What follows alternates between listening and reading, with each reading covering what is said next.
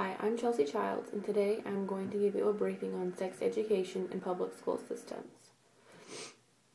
Sex, intercourse, getting it in, getting lucky, and doing it. These are all slang words that are used to refer to sex, but how old are you when you actually understand the complete meaning of what this means?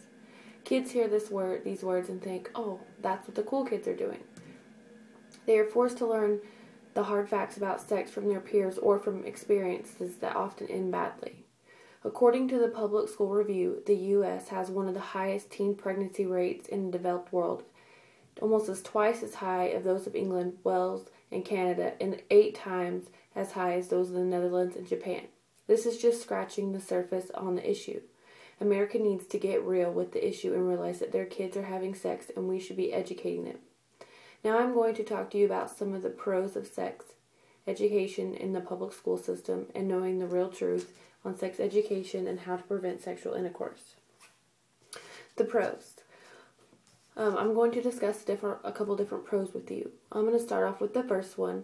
According to esortment.com, students can be taught the correct terms of the reproductive system, STDs, and birth contraceptives used rather than the street lingo. This will make them more aware of what is going on and what's actually being talked about instead of hearing it from their friends or from their friends' friends. They will actually hear the real truth from somebody who knows what they're talking about.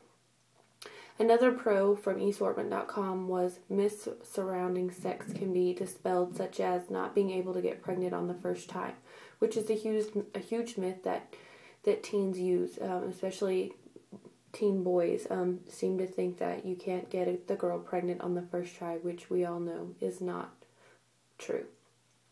A third pro is sex education can educate children, taking away for the need to them to find out for themselves, taking away the curiosity because we're giving them the upfront facts so that they don't have to go and search for it on their own. The fourth pro is studies show that students become sexually active before the inclusion of classes, but with the early inclusion of sexual education classes has proven to help students remain either abstinent or to at least be responsible if they are active. This is a major pro right here, helping our kids get sexual education prior to actually committing the act will actually give them a lot more knowledge on the situation so that they can make a better decision. Now that you know some of the pros of sexual education in public school, I'm going to talk to you about the cons of teaching sexual education in schools. According to esortment.com, most sexual education classes are taught as a brief interlude during a physical education class.